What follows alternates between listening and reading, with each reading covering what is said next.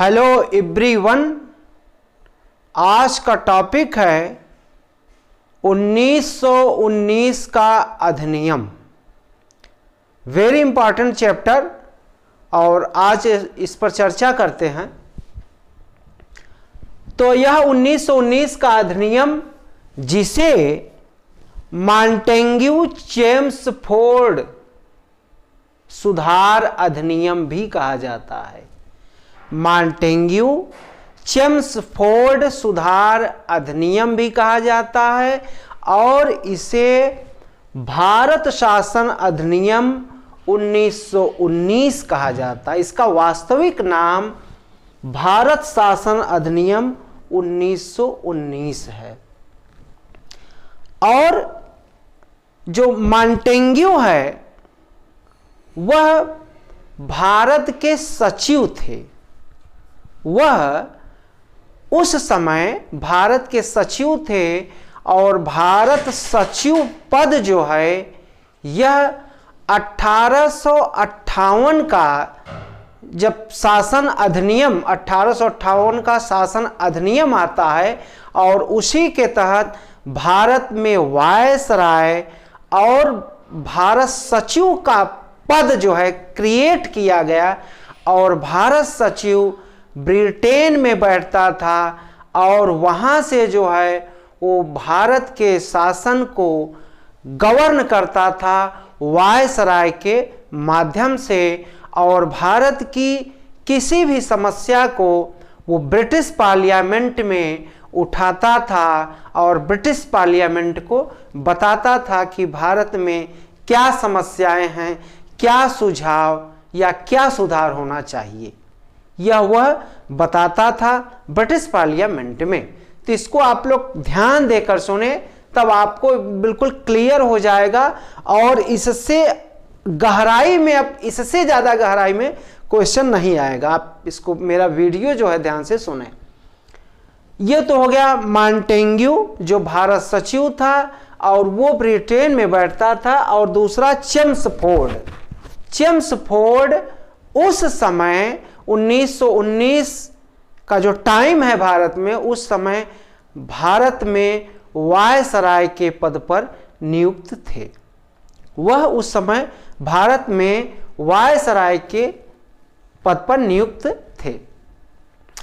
और यह जो है न्यूनतम शासन अर्थात उत्तरदायी शासन की शुरुआत जो है भारत में की जानी थी और इसके लिए जो है ब्रिटेन के लोगों पर अर्थात अंग्रेजों पर हमारे उग्रवादी जो विचारधारा के लोग थे वो ब्रिटेन पर दबाव दे रहे थे।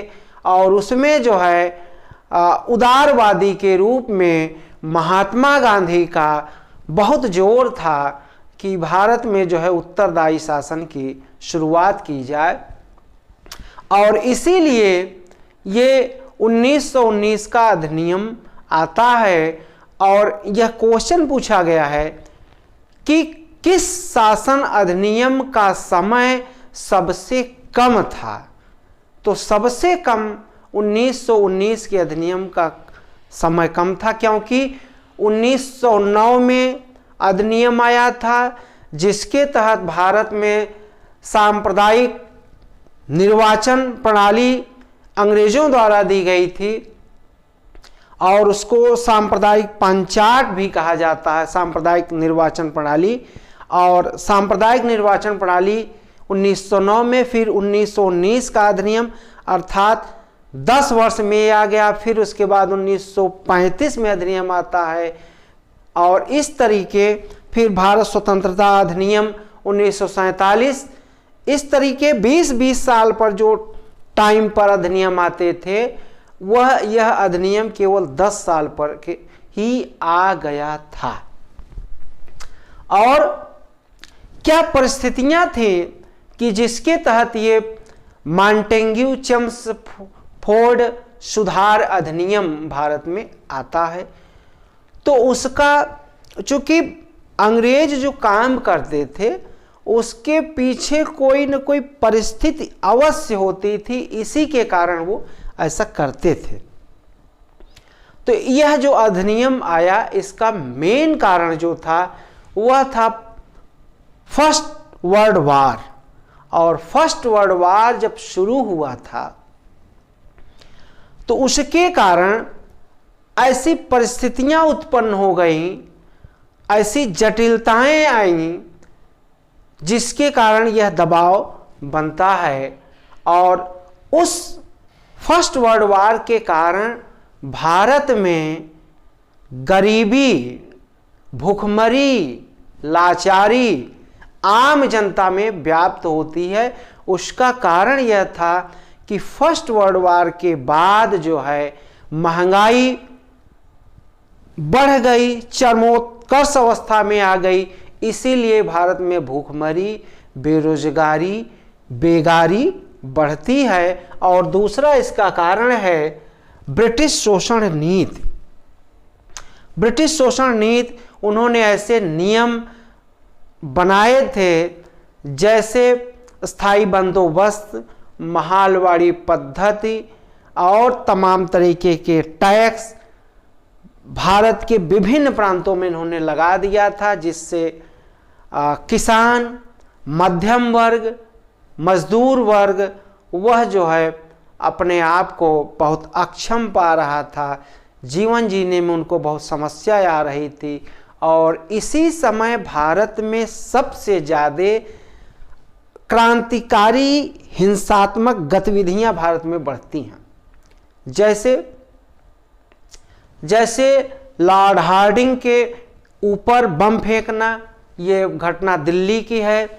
और उसके बाद उसके पहले की घटना मुजफ्फरपुर की घटना, जहां पर प्रफुल्ल चाकी और रास बिहारी बोस के द्वारा जो है वो जो सिविल जज था उसके ऊपर बम फेंका गया था।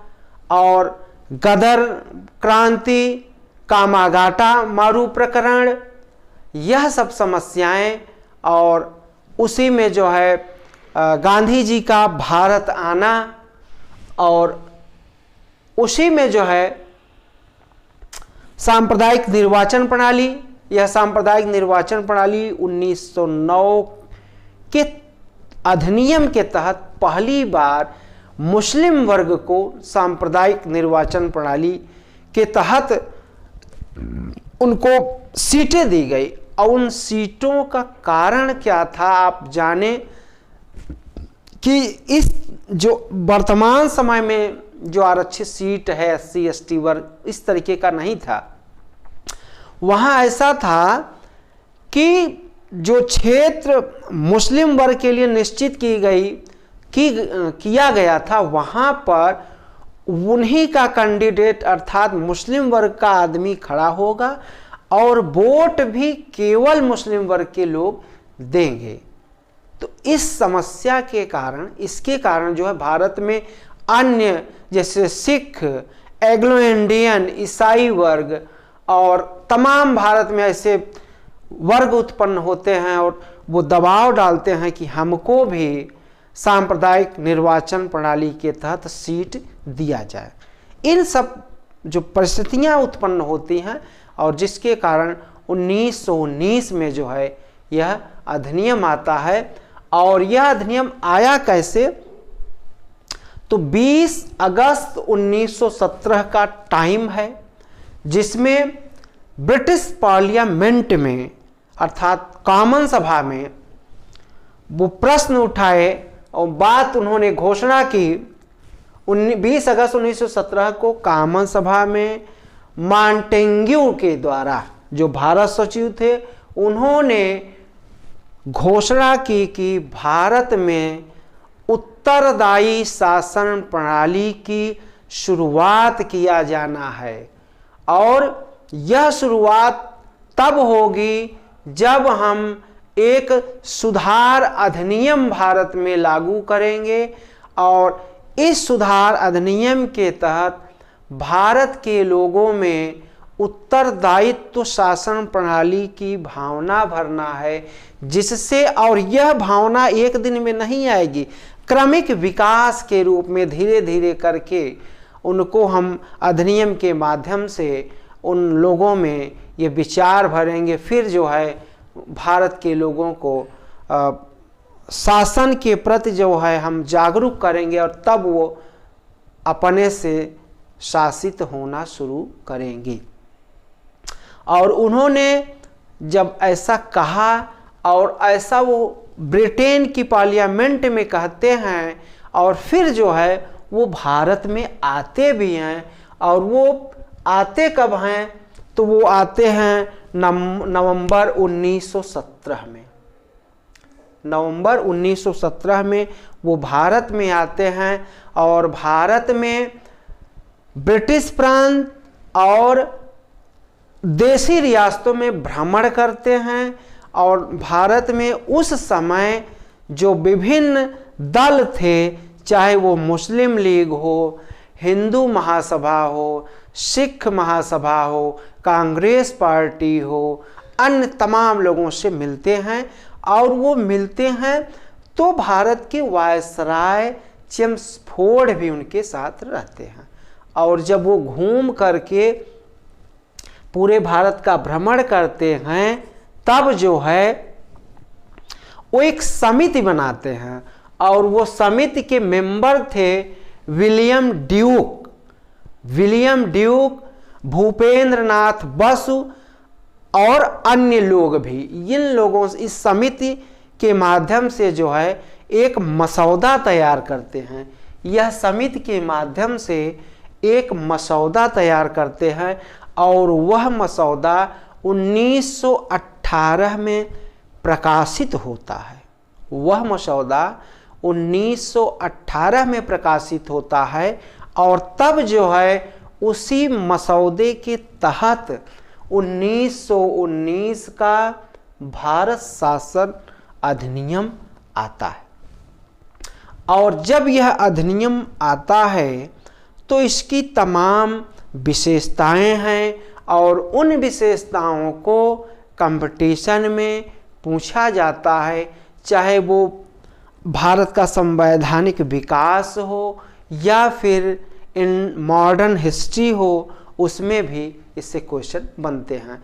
और उस अधिनियम की क्या विशेषताएं थी इसको आप लोग देखें। तो पहला था भारत में केंद्रीय स्तर पर द्विसदनीय प्रणाली। इसके पहले भारत में एक सदनीय प्रणाली थी। पहली बार केंद्रीय स्तर पर द्विसदनीय प्रणाली की शुरुआत की गई, जैसे कि प्रेजेंट टाइम भारत में है। और उसी की शुरुआत जो है पहली बार 1919 के अधिनियम के तहत की गई। तो केंद्र में द्विसदनीय प्रणाली। नंबर 2, प्रांतीय स्तर पर द्वैध शासन।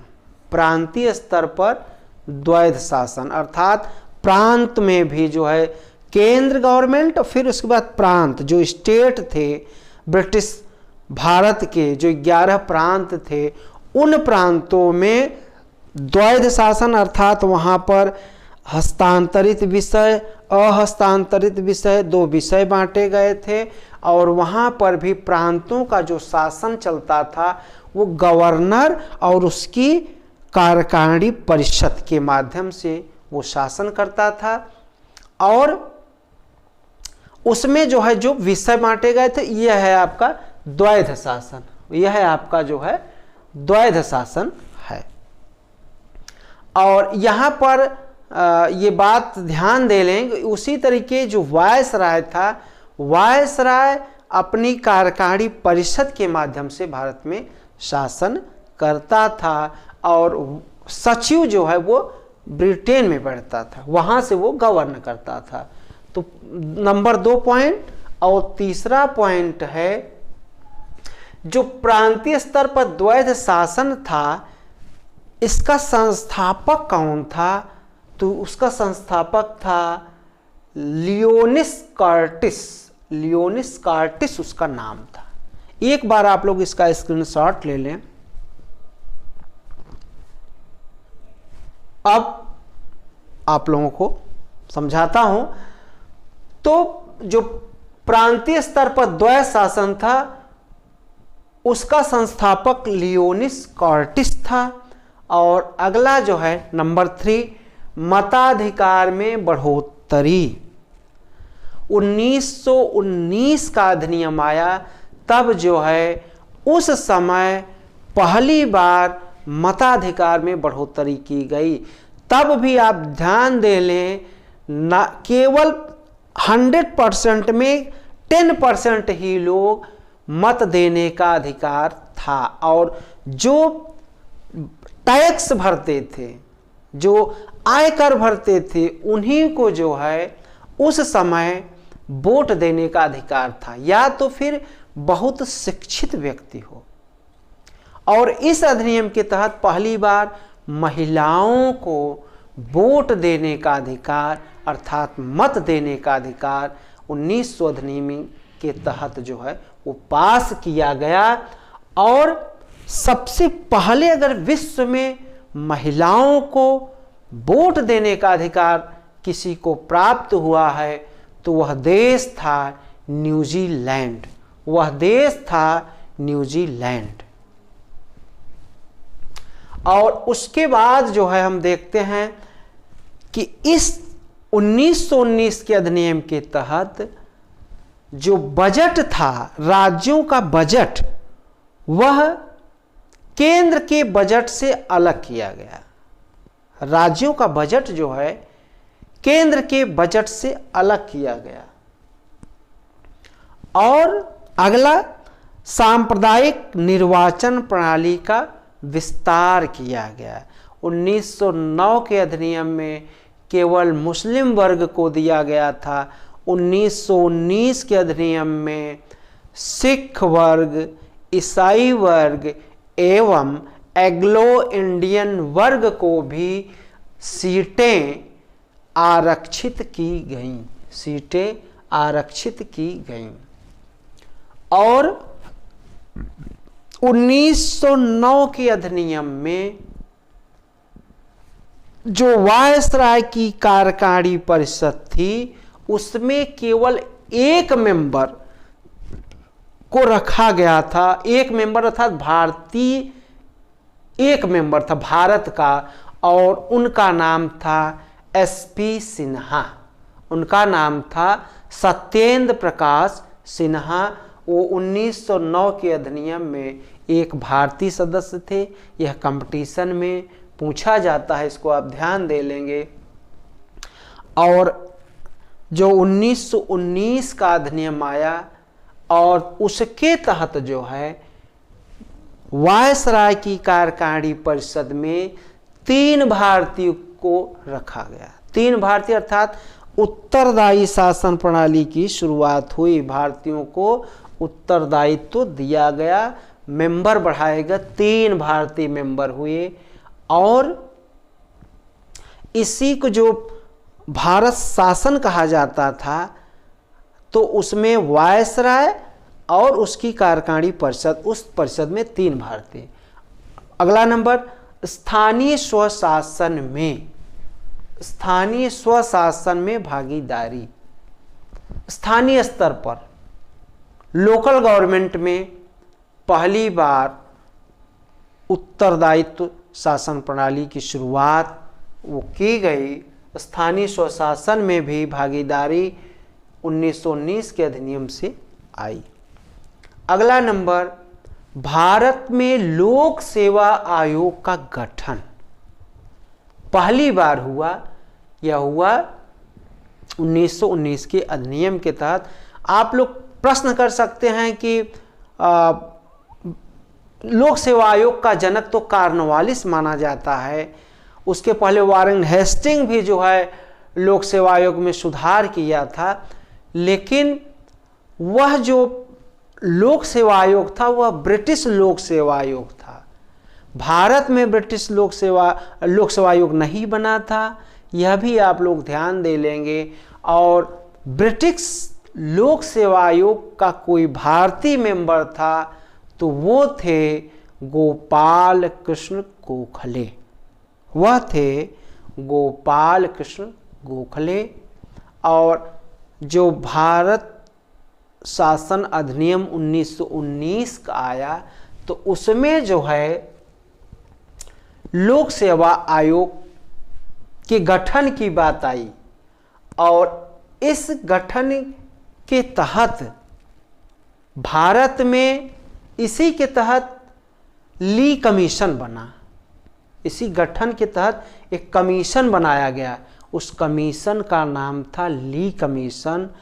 और ली कमीशन की अनुशंसा पर भारत में यूपीएससी अर्थात संघ लोक सेवा आयोग का गठन किया गया।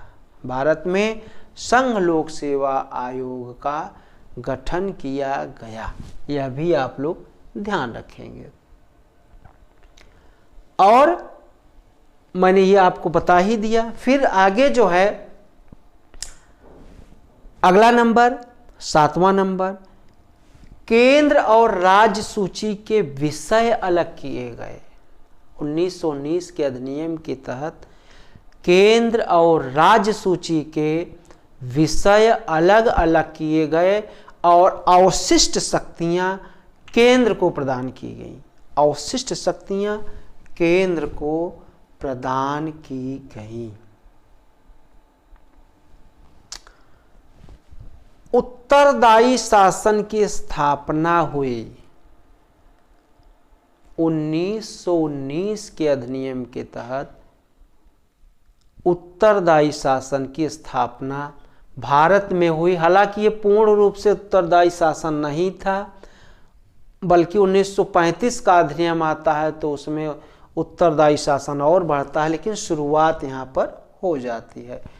और यहाँ पर जो है जो भारत सचिव था उसका वेतन भारत से दिया जाता था और जिसका ड्रेन ऑफ वेल्थ के तहत भारत में जो इसका भारतीय धन का निष्कासन जो दादा भाई नौरोजी ने अपने किताब में वर्णित किया था, तो इसके तहत यहाँ पर मांग भी बढ़ रही थी भारत में कि हमारा धन, भारत का धन निष्कासित नहीं होना चाहिए।